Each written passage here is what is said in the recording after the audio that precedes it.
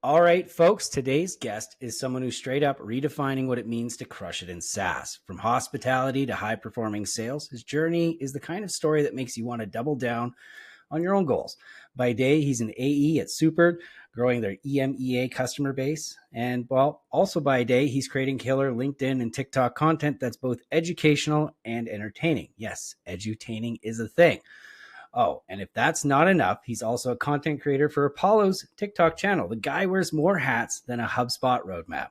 When he's not busy helping teams win or positioning content that slaps, he's hanging with his two kids, gaming, or getting outdoors. Please join us in welcoming Chris Van Praag, a sales pro, content creator, and all-around good dude who's here to drop some knowledge, spark a few laughs, and maybe even convince you to post your first LinkedIn video. Let's go.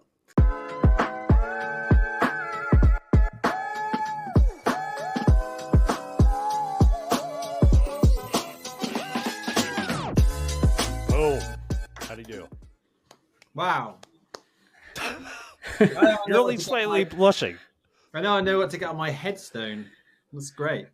It's just going to be humongous. I can just see it roaring through into the clouds. Really small text, so people have to get up close. Great. Thanks so much. What an intro. Thank you. It's been, I've had the luxury of knowing Chris for a few years now, and we met as I've met many great humans inside a Dan Tire sales pipeline boot camp. And I believe we were both class of COVID. Very wonderful meeting you. It's been awesome, man. Like, where are you from? What are you doing? What's happening in Chris's life? Yeah, well, I mean, Rich covered it pretty well. Yeah. And as you said, I started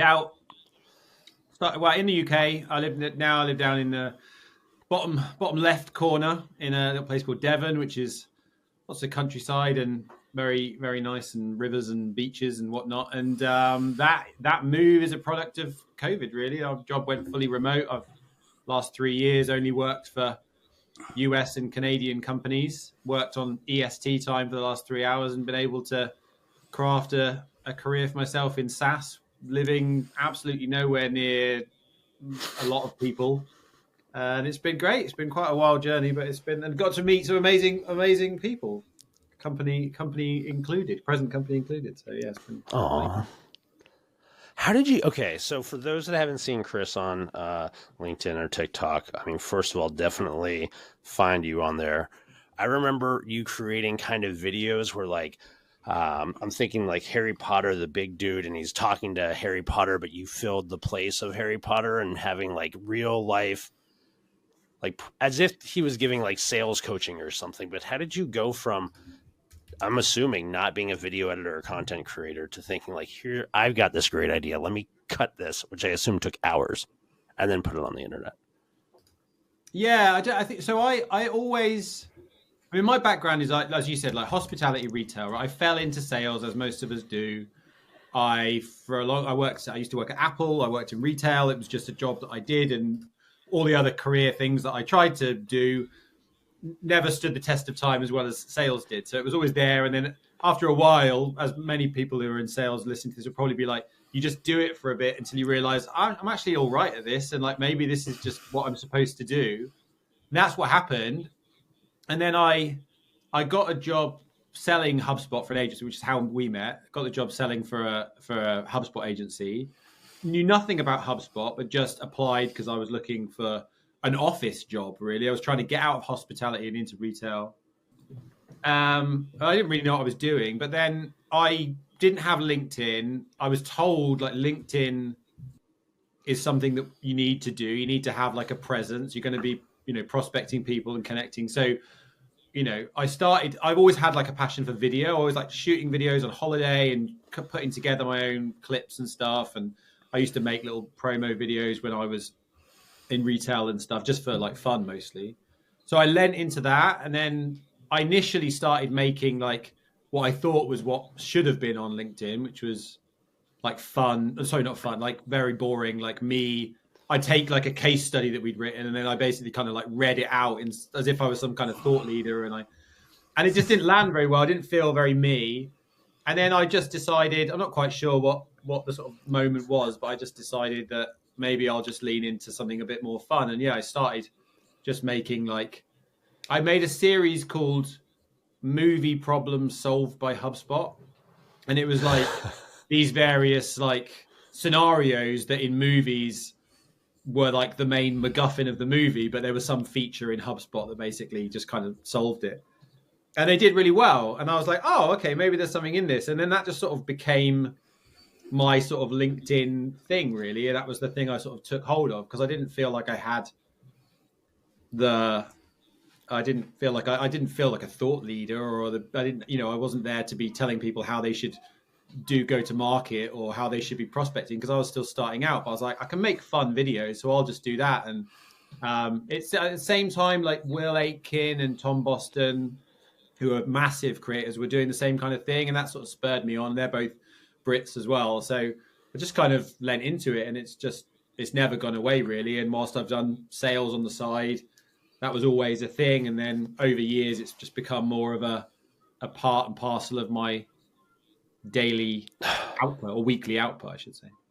So one day you're selling, and then you have this epiphany to be authentic and create hilarious videos, and there's, I would assume, some sort of like dopamine injection. Were you getting high engagement immediately? Was it just a lot higher than the 0 that you were getting before? What were the unofficial KPIs that led you to know that like this was the right direction for you to go in?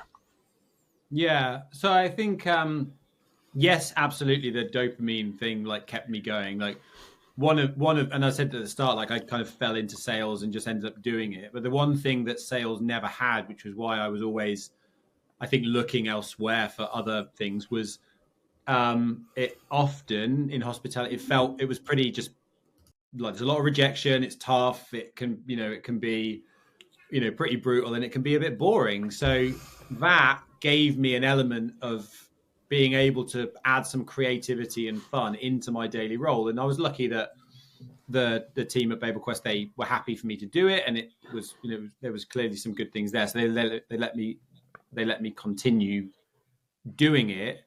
The unofficial KPIs was literally, I went in thinking, oh, booked meetings.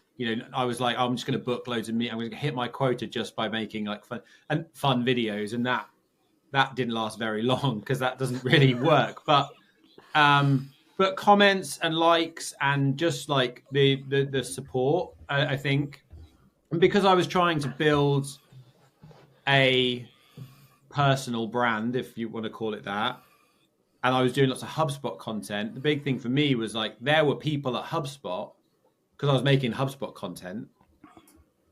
There were people at HubSpot that were like, wow, this is cool. And I was like, oh my God, HubSpot know who I am. It wasn't like Dharmesh or any of but it was people at I can empathize with that excitement, especially early on in the HubSpot life. It's important. And I think, and that was great, because it built a good relationship between BabelQuest and HubSpot, because more people heard about that. So my bosses, appreciated it, and that's why they probably let me keep doing it. So it was entirely that, really. It was all just comments, and I just trying to just do something a week, really, at the time. And then the one a week is not enough, so you end up doubling down and trying to do more. So that was all it was. It was just feedback from LinkedIn. It was it was never really about, well, it was initially about book meetings, but that, as I said, that kind of died out pretty quick. Well, that's kind of interesting, right? Because I think a lot of people that talk about LinkedIn and why they're, building a personal brand to leverage it again, to there's a secondary reason of you're really leveraging a brand to. I didn't use content creation as a way of me expecting that I was going to achieve quota. And I was doing full end to end. So it wasn't just booked meetings, it was closed won deals and sold HubSpot. I was generating a good following and things, and that was helping me to be able to connect with people, and that was leading a lot of my prospecting, and then since then doing lots of social selling stuff.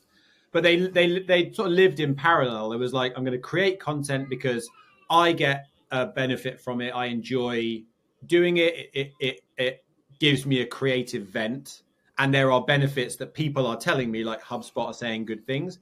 And then I'm just going to make sure that doesn't impinge on my ability to do my day-to-day job. And that was literally the case for the only time I went fully into content was fast forward. I ended up doing that. And then we fast forward a few years, but I went all the way from that. Then I ended up getting a job at Vidyard. Same thing, was doing both. And it only went into full-time content when Vidyard had they have a media brand called SalesFeed, which Will Aitken was creating for. And I was working at Vidyard at the time, and I was doing the side-by-side thing. And Will ended up leaving, and they were like, we need someone to just take his role and do content full-time. And I was already in the business. So they were like, do you want to do it? And I was like, oh, well, yeah. So I was at that point, I was a shoo-in. And I'd applied for the original SalesFeed job anyway, like the year before Will got it. And Will rightly got it, and he did a great job. But I think I've always been, I've got it on my LinkedIn bio, is like, I've just been doing things that I enjoy. And I've been fortunate that good things have happened as a result. And that's why I probably, when you reached out, I probably said, like, just post stuff that you're motivated to do, because I think if you go into, and if people are listening to this trying to, if I can give them any sort of motivation to post and things, you have to do it for your own benefit. You can't go into it with a view of like, I'm going to do it for a month, and if I don't, close any deals off the back of it, then it's failed. Like it just, mine was a long game, and it continues to be a long game. So I think it's a case of just do it. You have to do it for the enjoyment, 100%. Otherwise, you just won't do it for any period of time. It's not easy. What I find, like, the limitation on my end is trying not to be too technical when going into the details of the product or the outcome that we're trying to get for our clients. And then I go, wow, is anybody even going to be interested in this? And then it's just, I think that imposter syndrome comes into play quite quickly. So Chris, how do you measure the success of the content that you're creating beyond those traditional engagement metrics, like likes and comments? Like what's there for you? How are you measuring that success? Yeah, I mean, I think it's funny looking back on it now, because I've been able to now do content creation as a full side thing, right? The work that I've been doing with Apollo and what I was doing for SalesFeed, it became a full-time thing. But that was never the goal. And so I suppose it depends on what the reason for someone wanting to get into it. Because I have always, like, I always advocated for, like, for me, it's a case of I know good things come of it. I enjoy the process. And now I'm at a point where there is almost an expectation that I'm going to be producing content, because that's become my thing, which you can view as a positive or a negative. Like sometimes I just wish I didn't have to, if a week goes by and I haven't posted anything, I start to get itchy, and it's, but I've got a full-time job to do. So that becomes a challenge. So I still go back to those like metrics of like just putting out an amount each time, knowing that good things will happen, because there's a library of content that you'll create. Like I've made Christmas videos for the last like 3 years. So now when Christmas comes around, I'll post a classic that I've done before. And that means that you have this like library of things. But if you're trying to get into it for the purpose of ultimately doing full-time content creation, the goal has to be output, quantity, not quality. Yeah. I don't think it's just putting stuff out there and finding your voice and finding what you can produce lots of. And then if the goal is like lead generation or booked meetings, then you want to focus more on trying different styles of content to see what lands, what works. Like maybe thought leadership stuff is better if you've got a real knowledge for it. So I think the KPIs are different for different people. But for me, it's always been about just, I have ideas in my head and I need to like vent that creative part of me, and I have no other outlet to do it. Some people separately run a YouTube channel, or they're outside of B2B. But for me, I've enjoyed the process of like merging the two. And as a result, it's, I used to, like on Instagram, I tried to produce content for Instagram. personal content, like if this was pre joining SaaS, but it didn't have any like monetary or benefits to me doing it. It was just trying to build up some sort of following that maybe a good thing would happen. But because I've done it all in B2B, as a result, it all works together. Like that. It's like one of the things I've noticed. So we're like hitting episode 21 with this recording. We have, as you know, you've done a micro lesson with our community, our Redwood community. So we have all of this content. How do you, as I'm sure you filmed some stuff and it's sitting in like a library or some kind of Google Drive. Do you go back often and pull stuff out of the archives, repush it out? What's kind of your flow there? Yeah, I do a bit. As I said, I might have the odd classic video that I'll put out again. I generally do net new. That's just because I have like a lot of ideas in my head. Things change. Like I've often made content that relates to a launch or a specific feature. So I don't do it too much. I like to make net new, but I do keep hold of it, and I produce for TikTok, so it's just all sitting there in TikTok. If I'm short on content, I might post it. But no, I haven't reached a point where I don't have any new ideas, so I'm very lucky in that regard. Because for me, the enjoyment is in the like having a new idea and how do I create it and what is the net, how is it going to be received? So I like that process. So again, for me, it's always just been about the love of it. So reposting, I only ever really do if I'm like, I've been absolutely swamped with full-time like sales stuff and I haven't posted on LinkedIn for, a few days. And I just feel like I just want to put something out there so the algorithm doesn't forget about me. But because my goal is different, I'm not trying to, build a community or anything. It's very much about the process. So I don't do it too much, but I think it's a great angle. People have it.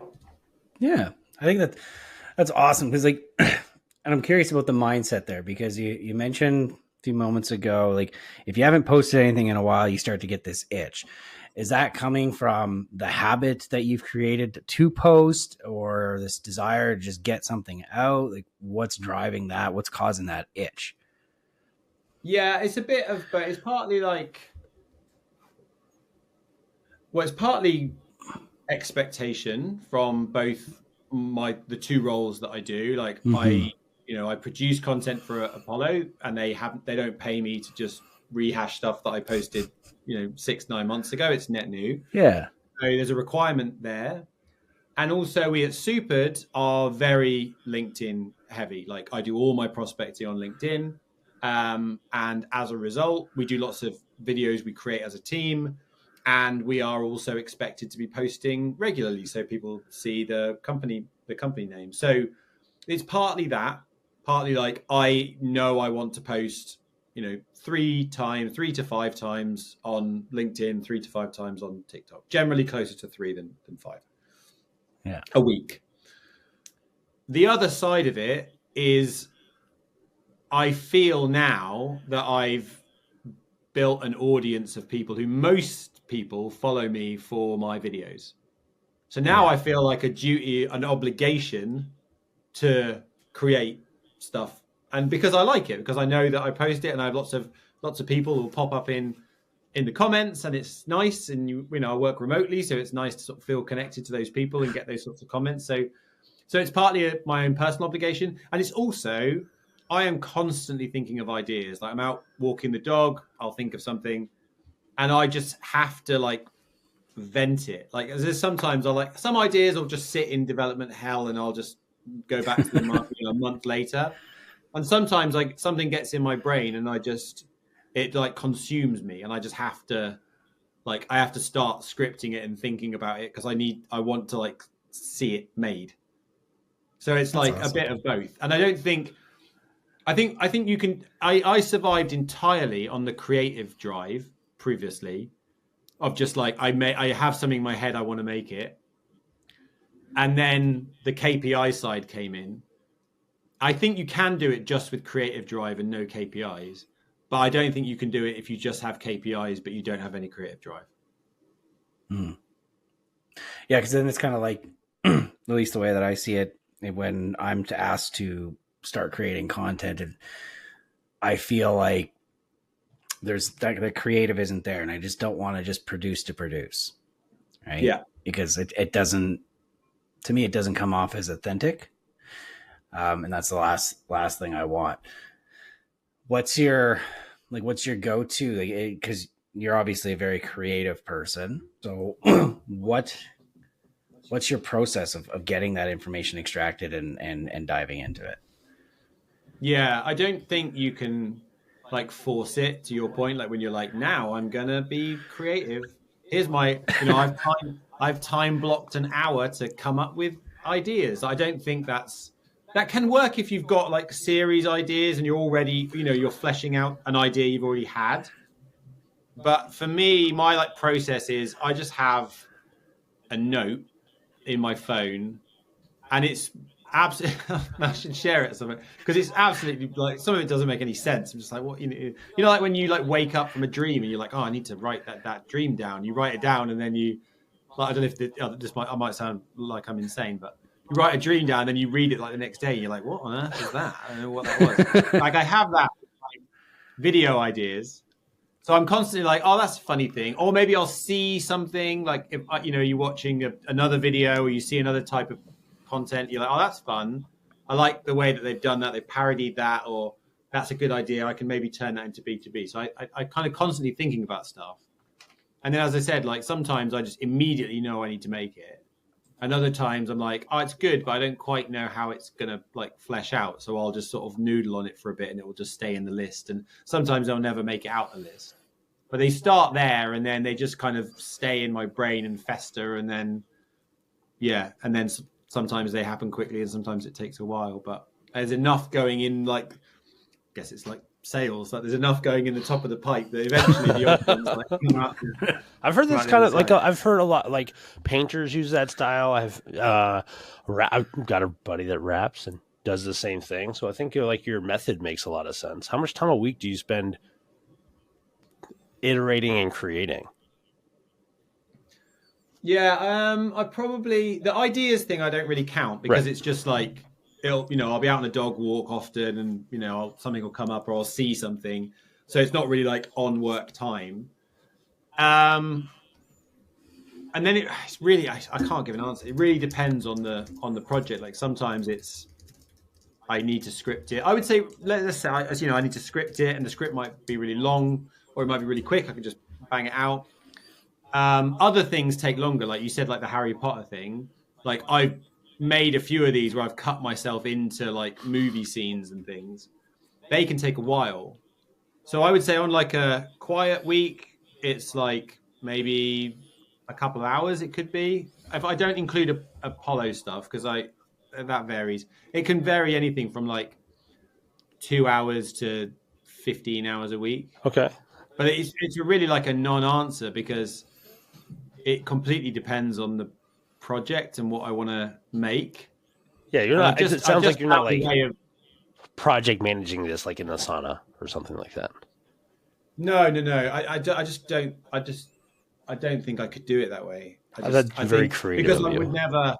You have to be in that point where it's like, I need a break from like prospecting, so I'm going to just go and write a script for a bit, and I'll go and do that. So I found a way over the years of just blending the two together and just doing effectively two completely different roles at the same time, and not in any kind of particular order. And I think that's just happened by doing it little bits, doing a full-time job and doing little bits of content creation, then that ramping up, but still having to find time to do my full-time job.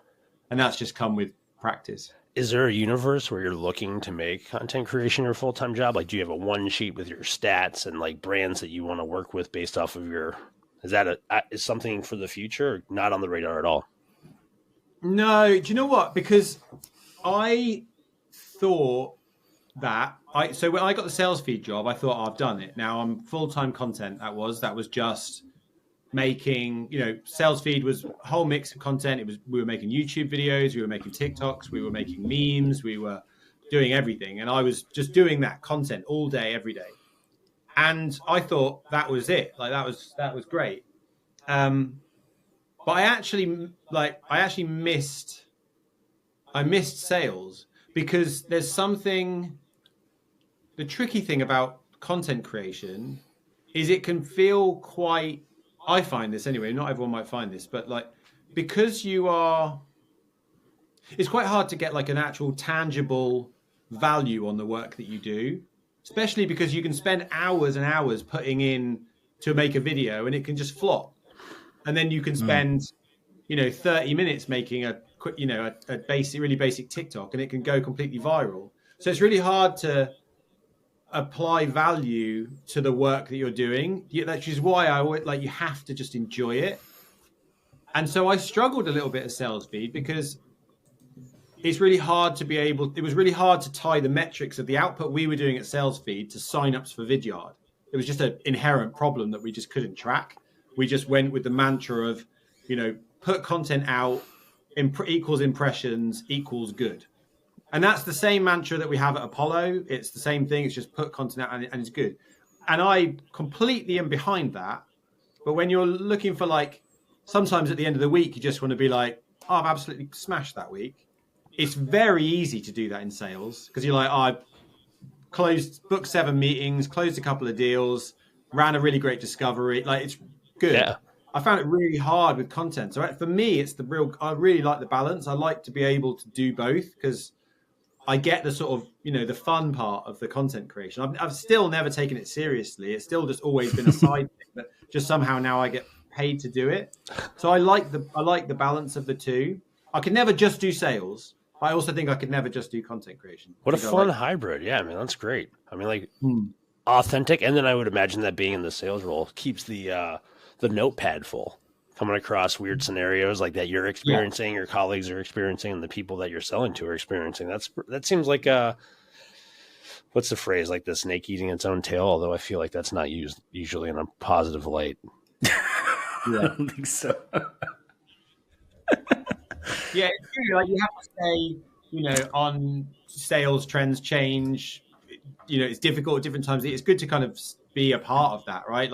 All of my content is about, a lot of, frustrated sales reps and difficulty in sales and things being tough. And it's it did feel weird at sales feed when I was talking about that. I was like, I'm not actually feeling any of this pain, because I got out, but, and then I got back in. You mentioned there, you could go through an entire week and you want to have that validation feeling like you smashed the week out. How do you navigate the highs and lows of that, where you might absolutely love that piece of content you created and then it just doesn't go anywhere? Yeah, that's I think you just have to acknowledge and take feedback from it. I think that's probably the number one. I for a long time would make something that I was convinced was great and then would put it out and then it didn't do well and would think, oh, maybe it was when I put it out or it needs to go out again or whatever, or, I get frustrated by that. But then I use it as a learning opportunity because I don't think there are right and wrong times to post. I use it as a learning opportunity. I look at let's take a step back from it, be like, why did that do well? What type of content is that? And it's allowed me, I still do make lots of different types rather than just leaning in on the one thing that works. But that's because I enjoy testing my sort of abilities. I enjoy learning new video editing tips, skills and things like that. But I use it as a learning, opportunity.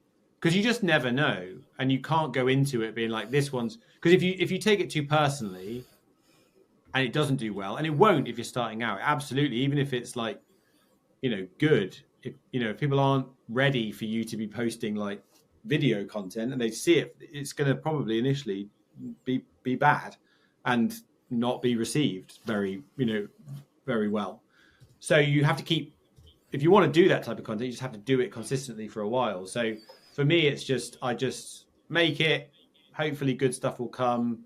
I also acknowledge that, like, if something gets 5,000 impressions, that's quite low, but actually that's a lot of people that it could potentially be hitting. And I've had that before where I went to Inbound in September, met a bunch of people that I'd never actually met in person that have watched my videos for ages. But I met a bunch of other people that I've never even heard of, never seen their name, wasn't connected with them on LinkedIn, never seen them comment, never seen them react. And they're like, I watch all your videos. I absolutely love them all. And I'm like, okay. So I think it's that as well. You have to acknowledge that, like, even the unseen stuff is so powerful. So I know that good stuff comes from doing it. So you just put it out there. There's no bad thing that can come from just putting yourself out there. And in my case on video, but however you want to do it, no bad will come. And LinkedIn especially is such a positive channel. There is just trolls. Yeah. They don't exist. I mean, they do in a very, very, very minute circumstances on very niche things. Trolls do not exist on LinkedIn. People either say good stuff or they don't say anything. So it's such a safe space for, like, putting stuff out there, and people like human, people like the non-business stuff. So, I just think it's such a great rewarding channel to do that. So just go out and do it. I find that's interesting too, because I remember my early days in the agency world and putting content out, because I worked with a lot of, we'll call them the guru types, the coaches, the consultants, and putting content out on Facebook and Instagram. Like, I had to, like, develop really thick skin because they would just attack you. And I found on LinkedIn, I've posted a number of videos that I'm not 100% think they were the greatest videos, but I get a lot of kudos. I get messages from Chris, keep posting content like that, keep doing this, keep doing that. And it's got this natural kind of, like, people are just kind of gravitate to it, and there's a level of positivity, like you were saying. So I just find it interesting how those platforms just have that different energy. Yeah. I mean, I'd imagine LinkedIn, I mean, everyone is putting themselves out in a probably what would traditionally be considered non-professional way, just by voicing an opinion publicly is fairly non-office standard. So it's good to see that you're getting positive feedback. I mean, it's tough to put yourself out there. Again, with that professional setting, just adds an entirely different subtext to it. Yeah. Yeah, I think, and that was it. When I first started, I was like, I have to post very serious business content. That's the only stuff that will get received. And I think that's still the case. And for lots and lots of people, many people, the majority, LinkedIn is just a place to update your CV, and maybe if marketing tell you, repost the company blog. And it is that for probably 98 out of 100 people on LinkedIn. It probably is that. But there is a bubble of people. There is a fantastic community of people. I feel absolutely privileged to have found it and to be a part of it, because it is incredibly positive as a community. It's such a wonderful group of people. And I think because we're all kind of tied together in this sort of strange space where we can't no one outside of B2B really understands what people B2B do. Like, and just come back from Thanksgiving. So no doubt people have been off trying to explain or get their families to explain what it is that they do, and getting poor descriptions of what that is.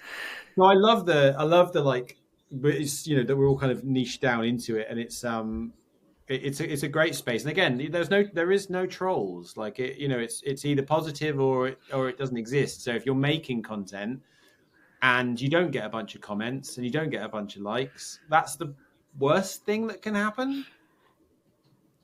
Yeah, not too bad. Yeah, not too bad. Not too bad. I love the stuff that you've done with Apollo too. Is everything that you make for TikTok appropriate for LinkedIn? Like if you make a TikTok video, you're definitely posting it on LinkedIn, or are there times where you are leaning one way or the other? Yeah, no, I wouldn't have it. I would say probably there might be the odd like 1 in 20 where I'm like absolutely not putting that on LinkedIn, because it's either for two reasons: either because it's just absolutely out there, and TikTok can be quite unhinged, and the audience on TikTok, it can be quite dark, very dark humor on there. It can feel quite sort of everyone's sort of getting behind sometimes the tough parts of life, which is a perfectly valid outlet. So the really kind of bleak, dark stuff, sometimes I'm like, no. And also sometimes it's very trend heavy, right? So it will only make sense if people have seen everybody else doing the same trend. But even on those, like a lot of people on LinkedIn are also on TikTok, so they'll see that trend and they'll know. I know Will Aitken posted which he said was like the most like controversial thing. He posted like a joke about the Hawk Tour meme, which you would argue is not LinkedIn appropriate at all. And it did really well, because I think people were so shocked into like, why am I seeing the Hawk Tour meme on LinkedIn?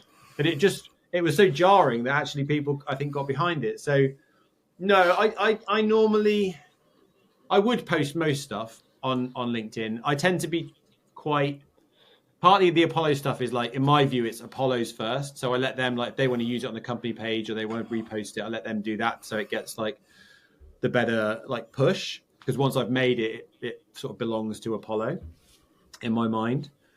But I don't think there's any real, if you're starting out, I would just be encouraged just to put stuff out there, just post it. Right, like more content helps you iterate and see what feels good and what resonates and things like that. That makes sense. Yeah.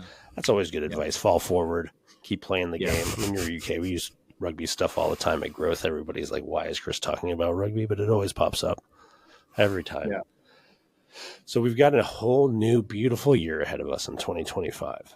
What is important to you? Like, what do you have goals specifically for next year, career-wise or personal-wise? What's happening? What are you casting into the universe? Yeah, well, we're scaling Supered. I've been enjoying that. It's the smallest SaaS business I've ever been a part of. I was at Vidyard before. It was 350 odd people, and now we're 14. So that's really fun, like seeing the product grow. And I'm the only person in Europe. So for me, and I got a lot out of inbound. I recently went to a Grow event in London. So my goals next year are to get out more, but getting to more events and things, being a part of Supered. And it's been we're at an interesting point where we're building some really cool stuff in the product, and we're getting very good at being able to find the right people, and we're launching now to end users and not just HubSpot partners. So my goals really are very much about helping us to grow that out and build that out. Apollo is ticking along. I'm on a contractor basis with them, so they keep renewing my contract, so that's good, and things are going well there. So at the moment, it's just a balancing game. Like, I've got 2 small kids at home. We're sort of doing up our house. I feel very lucky that I get to work from home every day of the week and never have to go to an office and never commute. So I think this year is going to be just more of the same. I got laid off this time last year, almost to the day. I was at Vidyard, and they had a reorg, and actually, although that was initially a bit of a like, oh, what's next? It turned out great, but I could do with some stability after a bit of a strange up and down and starting new. So for me, it's keep getting good at Supered, scaling Supered, keeping on working with Apollo while they'll have me. Getting to San Francisco in September will be fun for inbound. A couple of fun travel opportunities. So yeah, looking forward to it. Now, you mentioned you were doing some reno and things like that. How do you keep that mindset that allows you to keep able to juggle family, work, your creative pursuits, what you're doing in your house, and not let it get in the way of everything else? Lists. I'm a big Lists. fan of. Yeah, I have to be. I would consider myself to be like a very organized individual. I never used to be. Hmm. But me and my wife, and unfortunately, my wife also works from home, so she's in like the office next to me. So we get enough like passing conversations where we can kind of manage the life admin, Yeah. and all that Very kind of familiar stuff. with that. Yeah, I mean, it's working from home. It's been a complete, absolute game changer. And so yeah, lots of lists, lots of good time blocking, making sure that when it's family time, and being very present, and then also just being fully in it when I'm working and being able to switch off. So I've become very. I do lots of. I'm a big fan of Atomic Habits by Yes. James Clear. I'm a huge fan of that book, and it's made a big difference to me over the last couple of years by implementing a lot of things that he talks about, like making the good things easy and the tough things hard.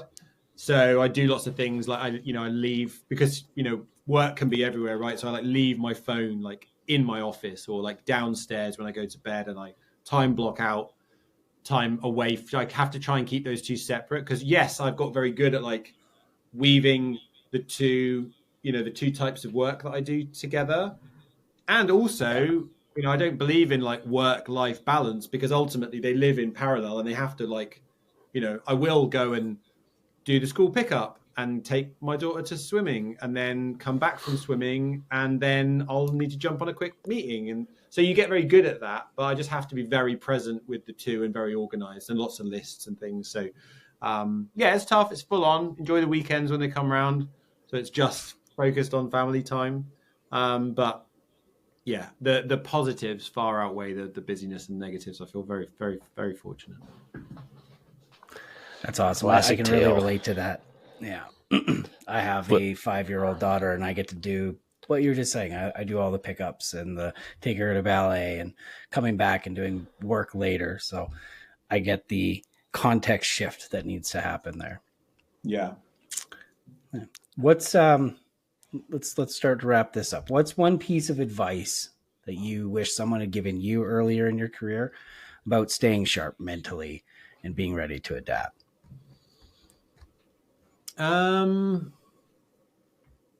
Or one piece of advice that you just want to share with people? Well, I would probably say that staying sharp for me, this is maybe not the answer you'd expect, but it's about getting enough sleep. And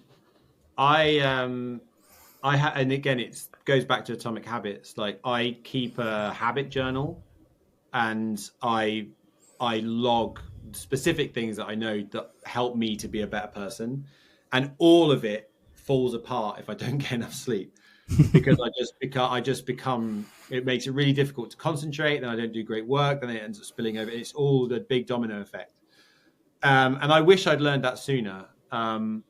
Because there's especially when you've got young kids and stuff, there's that classic, I think it's called like sleep revenge or sleep procrastination, where you're not in control of the time you have because you have responsibilities. Yeah. So when the kids go down, that's your time, right? But the kids don't go down till 9. You're like, well, I need 3 hours of my own thing. So you'll end up staying up until midnight or later, doing whatever, playing gaming or watching TV or something. But the kids still get up, and then you're tired, and it's like, so I wish I'd learned that sooner, because just getting like 8-9 hours of sleep a night has just been absolutely transformative for me.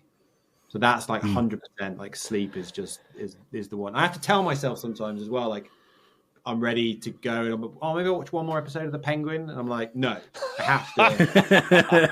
That was tough. That show was great. No, but you're right. Sleep's that was like a new thing for me, is getting very much on the full night's rest every night train. Hydrate is another popular one.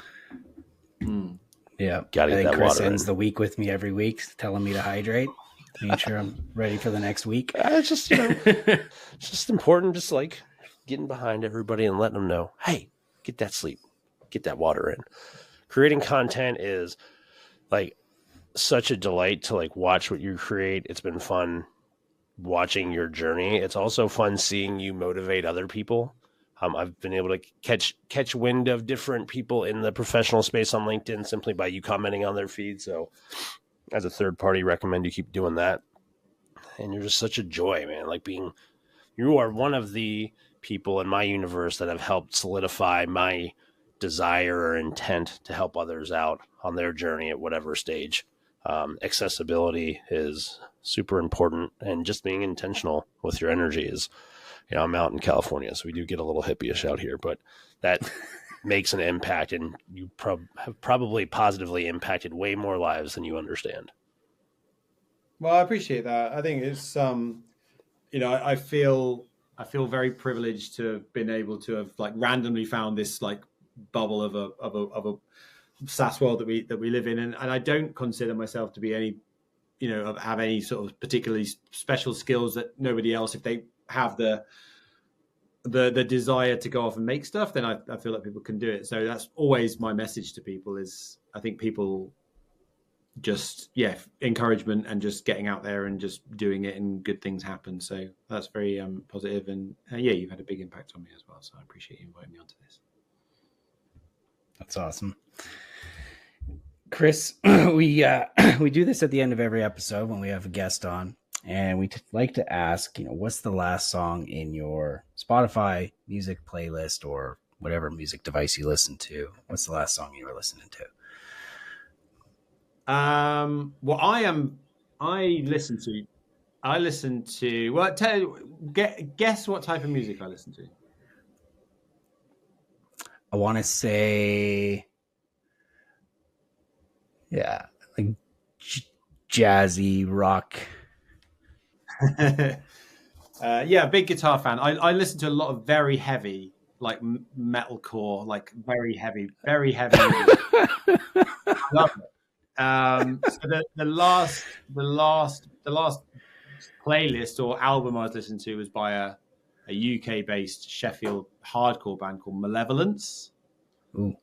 I'd encourage you to go check them out. Yeah, that's going on my list. Yeah, I love that as well. My default is heavy. I go heavy. So yeah, I was listening to Malevolence. Going to see Slipknot in a few weeks. Oh yeah, I used to listen to Slipknot a long time ago. I've mellowed out over the years. They've got a big 25th anniversary tour, so they're only playing stuff from the first release, which is going to be very exciting. There we go. Awesome. Yeah, quick shameless plug. Thank you, Chris, for being here. People, if you want to get in touch with Chris, you can find him on LinkedIn, TikTok as well. And if you are listening to us on Spotify, be sure to hit that follow button. If you're on YouTube, somewhere along the bottom here, click that like and subscribe button, and stay tuned for future episodes of That's Growth Ops. Thanks so much, Chris.